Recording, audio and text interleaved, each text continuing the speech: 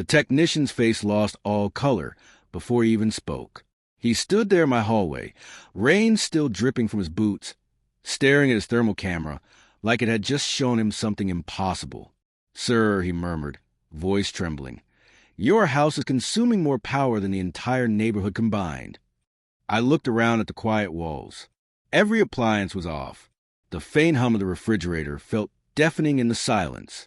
He slowly turned the camera toward my daughter's room. On the screen, colors began to bloom, red, orange, then a blinding white, so bright it forced him to flinch. The device slipped from his hands, shattering on the tiles. Without another word, he bolted out into the rain and never looked back. I stayed where I was, listening as the sound of the storm swallowed the house whole. My daughter was still at school.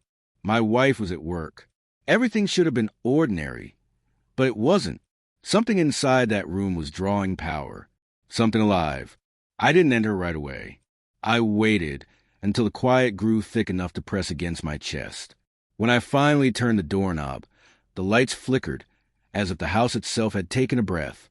The air in her room was icy cold. Her toys were perfectly arranged on the shelf, the bed neatly made, the curtains drawn tight, but the air vibrated with faint hum.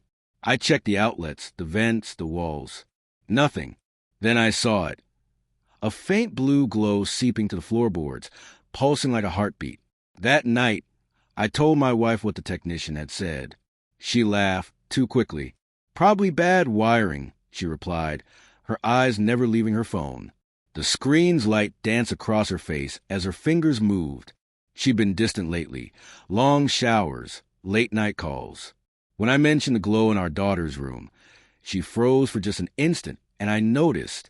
Her tone softened, almost rehearsed. "Don't scare her with that nonsense." That's when I felt it.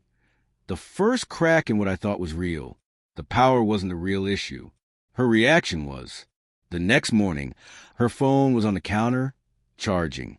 From the charger port came that same faint blue light, the same glow I'd seen beneath the floorboards. For days, I played my part. Breakfast, smiles, school drop-offs, every gesture perfectly routine. Inside, I took note of everything. The power bills, the late-night emails, the unexplained trips. Each clue by itself was meaningless, but together they built something darker, a pattern. I bought my own thermal camera. Each night, while she slept, I wandered through the house. The readings only spiked in two places: her study and our daughter's room. Beneath both, wires disappeared on the floorboards and ran into the concrete foundation of the basement. That night, I lay beside her as she slept, breathing calmly, peacefully. I wondered how many lies could hide behind such a familiar face. The next morning, she kissed my cheek. "Love you," she said. The words sounded mechanical, practiced. I said it back, though all I wanted was time. I installed a hidden power monitor linked to my phone. Every night, at exactly 2:17 a.m., the reading spiked in the same room with the same rhythmic pulse. So one night, I stayed awake. I watched her rise quietly, step over the creaky board, and slip into our daughter's room. No light seeped through the crack of the door, only silence and then a faint hum like static on the floor. The next day, I pulled up the floorboards. Beneath them, metal casings, wiring, and a sealed compartment. Inside was a small server, softly humming, the source of everything. I connected it to my laptop. What opened was a hidden directory full of live surveillance feeds. Our home, every room, recorded and transmitted. But not to me, to him. A name I recognized instantly. Her boss. The same man she once told me was married. There were months of chat logs, videos, and encrypted messages. She had turned our home into a live broadcast. Our daughter's room was their private channel. I didn't yell. I didn't cry. I just watched. Each file burned through what I thought my life was. When she came home, I was sitting at the table.